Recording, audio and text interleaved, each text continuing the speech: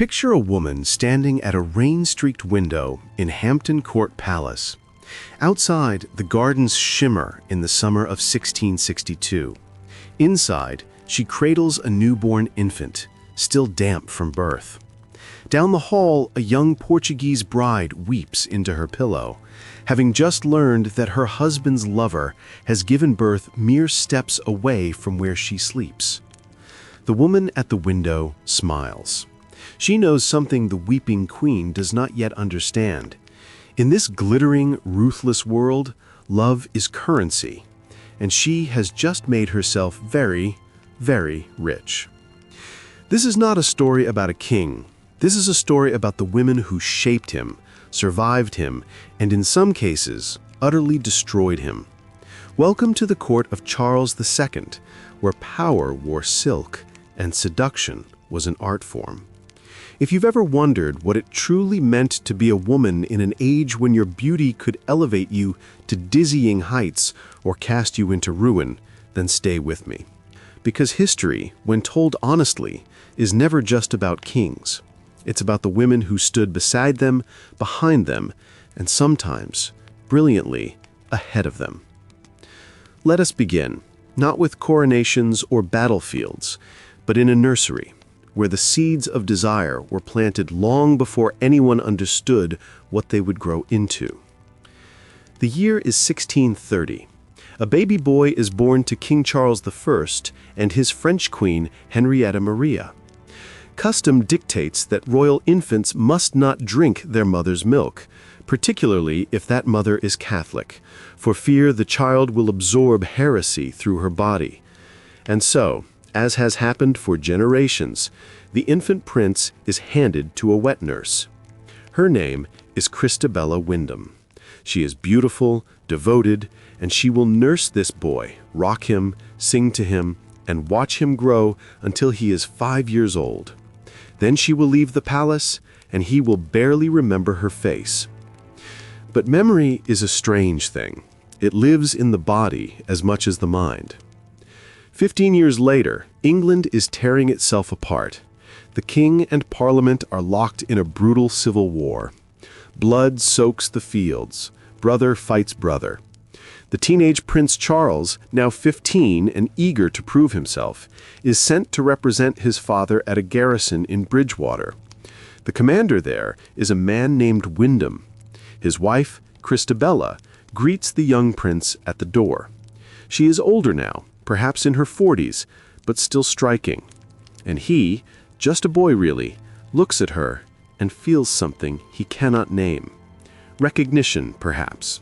Comfort. Desire. What happened between them was scandalous, not because of the age difference, though that was vast, and not because she had once been his nurse, though that was strange, but because they could not hide their affection. She would throw herself across rooms to kiss him. He would hold his hand in public. His advisors were horrified. But young Charles, perhaps for the first time in his embattled life, felt wanted. Christabella Wyndham would live to be 90 years old. One wonders if she ever thought of that boy and what she taught him about love. The war did not go well for the royalists. The prince's father was captured, tried, and in a moment that shook all of Europe, beheaded in front of a silent crowd. Charles, now technically a king, but without a throne, fled to the continent.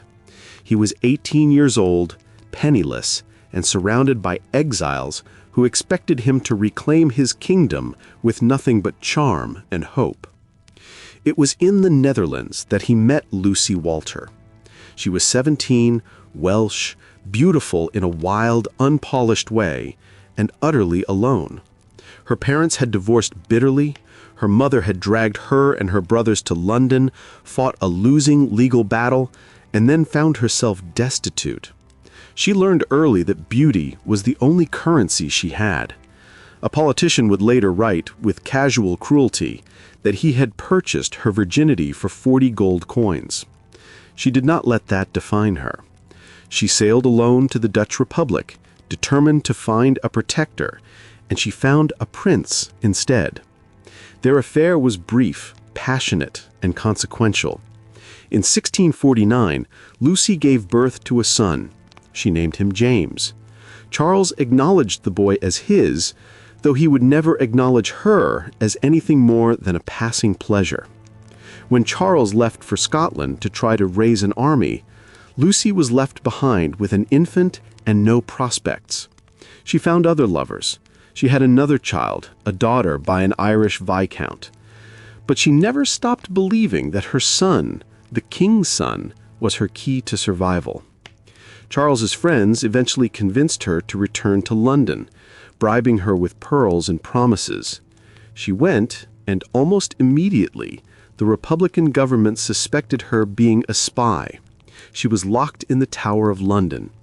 Meanwhile, Charles, still in exile, decided he wanted his son. 8-year-old James was kidnapped and brought to Paris. Lucy, devastated and dying of venereal disease, wrote a confession claiming she and Charles had been secretly married. No one believed her. She died in Paris at 28, far from her children, far from the man she thought would save her. Lucy's story is a hard one, and it is tempting to look away from it, but we must not, because hers is the story of so many women who gambled everything on love and lost. While Charles wandered the courts of Europe, charming his cousin Louis XIV in France and his brother-in-law in the Netherlands, other women drifted in and out of his bed. There was Elizabeth Killigrew, a courtier married to an Irish landowner who served his mother and bore him a daughter.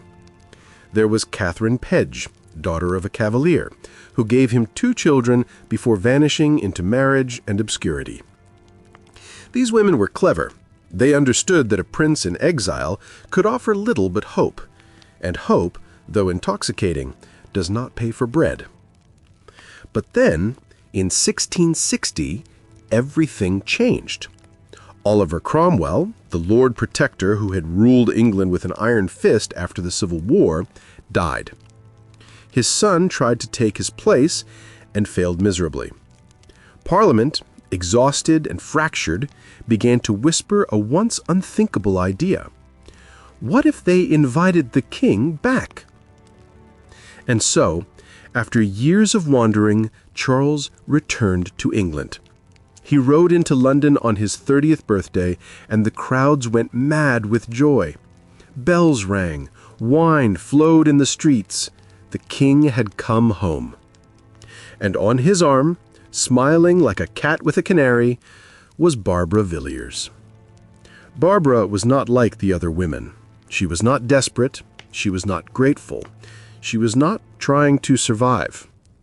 Barbara had been born into nobility, raised toasting the health of the exiled king every year on his birthday. And when her impoverished family could not secure her a grand match, she had married an Irish Catholic named Roger Palmer, a man she would make absolutely miserable. When Parliament began discussing the Restoration, Barbara and her husband sailed to Europe to pay their respects to the prince. Barbara took one look at Charles and decided he would be hers. She was tall, voluptuous, with masses of dark hair and violet eyes that seemed to see straight through you. She had a temper like wildfire and a laugh that could fill a room. Charles fell for her completely. When he returned to England as king, Barbara was with him. He gave her a percentage of every coin minted in the realm. He made her husband an earl with the condition that Barbara's children, the king's children, would inherit the title. Roger Palmer was quietly, desperately miserable. He and Barbara separated, and he faded into the background while she blazed at the center of the court. Barbara gave birth to 5 of the king's children. She spent his money as though it were water. She took bribes from foreign ambassadors. She fought viciously with the new queen, Catherine of Braganza, a sweet Portuguese princess who spoke almost no English and who wept when she learned that her husband's mistress had been appointed her chief lady-in-waiting. The queen fainted when Barbara was presented to her, but Catherine had no power to refuse.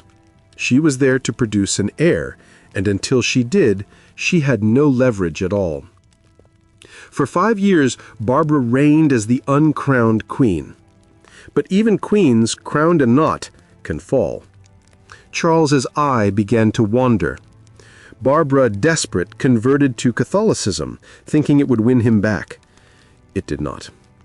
He gave her a palace and a dukedom, and gently, firmly moved her aside. She tore down the palace and sold it for bricks to pay her debts. She took younger lovers, including an actor, and gave birth to a 7th child in her 40s.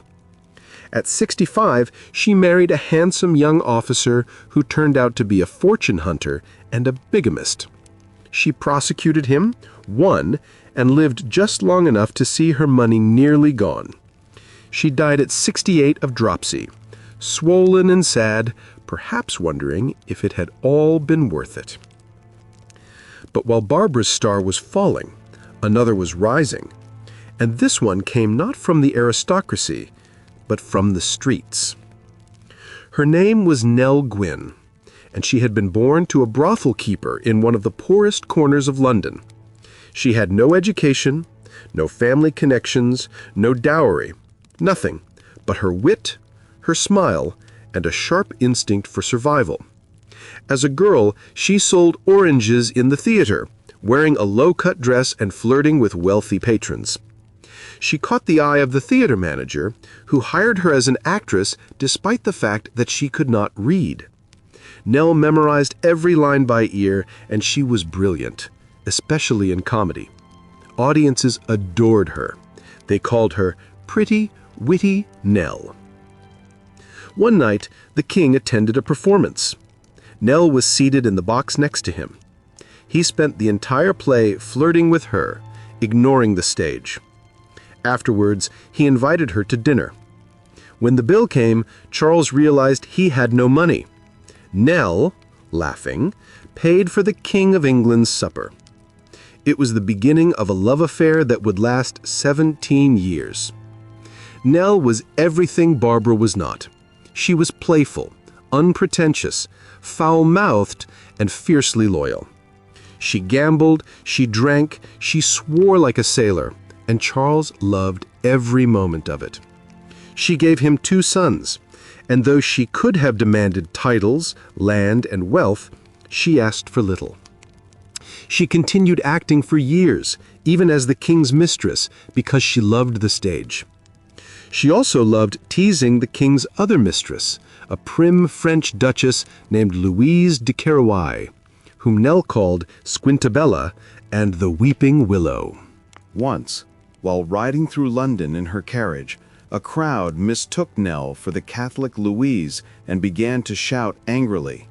Nell stuck her head out the window and yelled, "You are mistaken, good people! I am the Protestant whore!"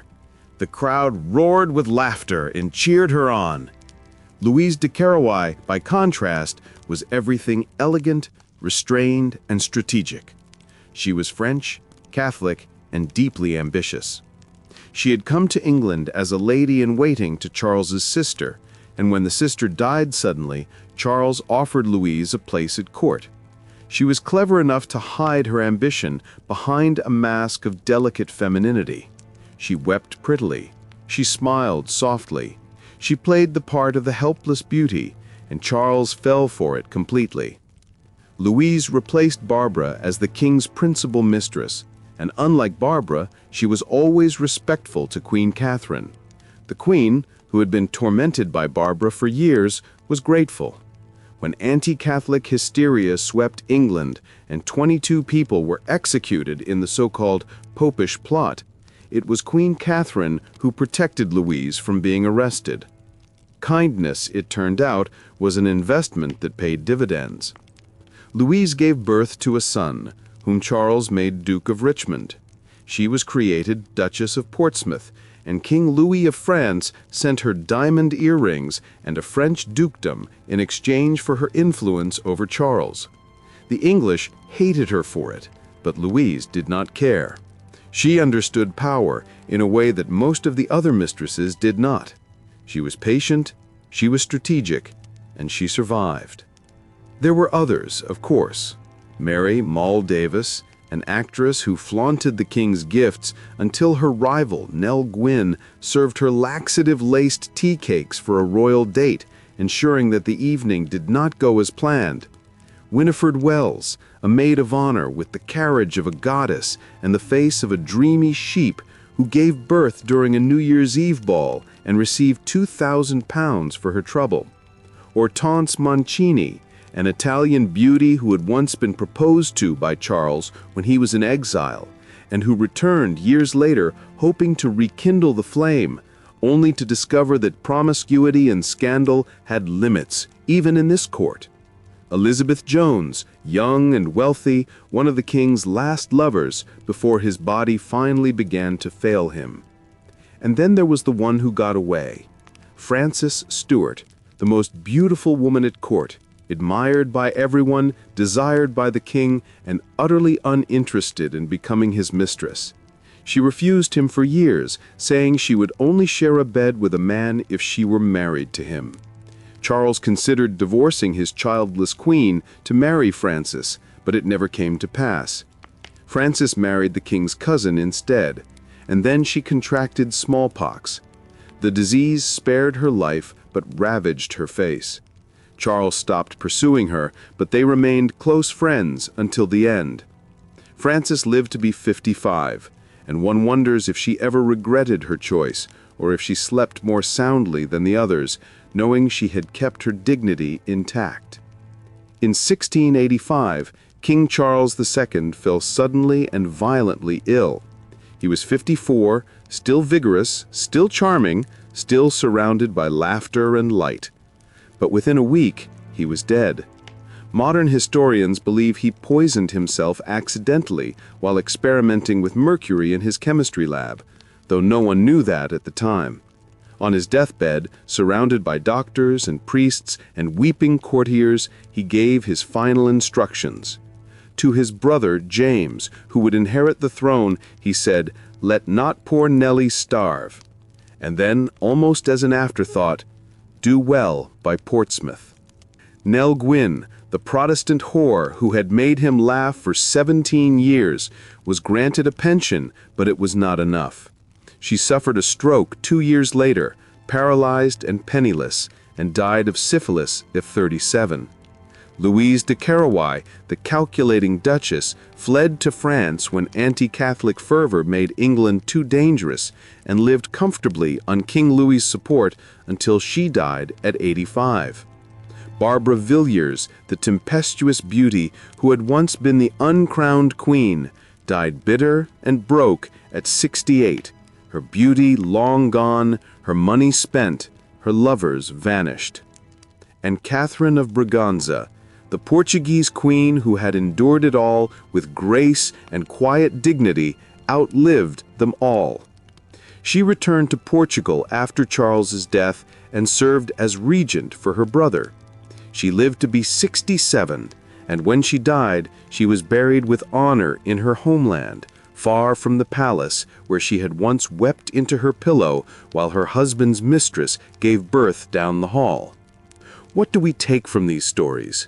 What do they teach us, these women who loved a king and paid for it in different ways? Perhaps that survival has many faces. Perhaps that power, even in a gilded cage, is still a cage. Or perhaps that every woman, no matter her circumstances, is making the best choice she can with the options she has. Charles II left no legitimate children. His throne passed to his brother, and his 13 illegitimate children were scattered across the aristocracy, their descendants still walking among us today. But the women who bore them, who loved him, who survived him, they left something else behind. They left a reminder that history is not just written by the victors. It is written by those who refuse to be forgotten. And we remember them still.